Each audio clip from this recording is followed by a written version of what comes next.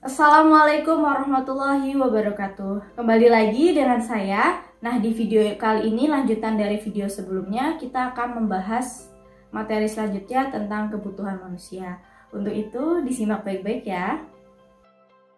Tujuan pembelajarannya kita lanjutkan dari video sebelumnya, yaitu yang kedua yaitu menjelaskan pengertian jenis faktor dan macam-macam alat pemenuhan kebutuhan.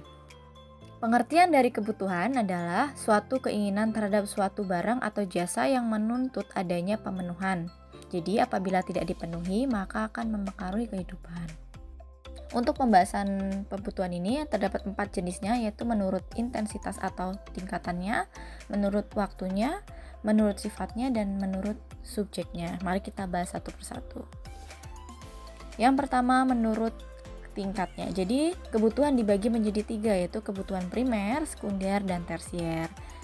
Nah, kebutuhan primernya adalah kebutuhan pokok seperti sandang, pangan, dan papan. Untuk yang sekunder adalah kebutuhan tambahan. Jadi dilakukan setelah kebutuhan primer. Contohnya seperti handphone, radio, ataupun sabun.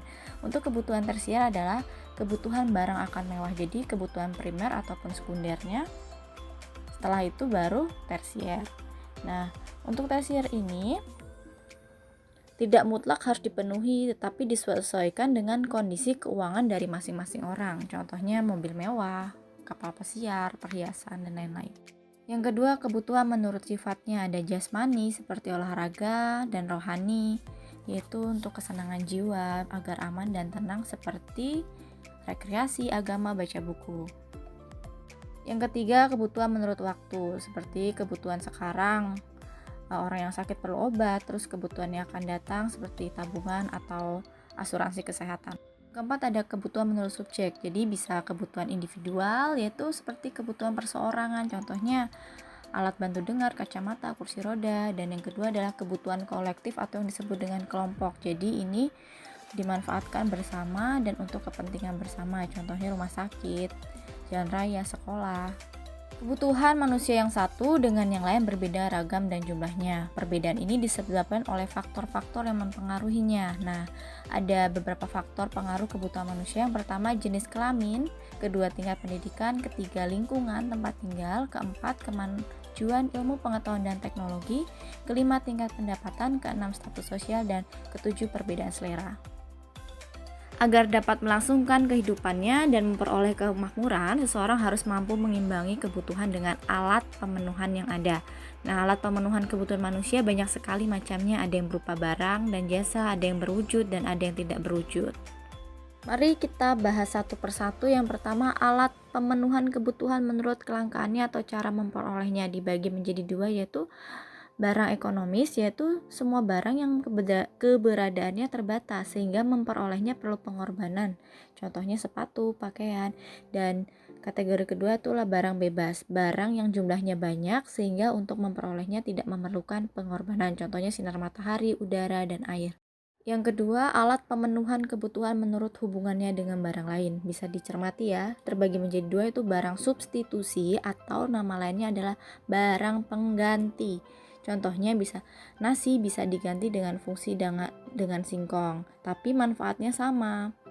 Nah, kalau barang komplementer yaitu barang yang penggunaannya dapat saling melengkapi satu sama lain. Contohnya motor tidak akan jalan kalau tidak ada bensin. Yang ketiga atau C, alat pemenuhan kebutuhan menurut tujuannya dibagi menjadi 2, yaitu barang produksi dan barang konsumsi. Contohnya barang produksi yaitu seperti mesin, gunting, lahan, jadi belum bisa dipapat digunakan terlebih dahulu. Sedangkan barang konsumsi yaitu seperti buku dan alat tulis untuk kalian belajar.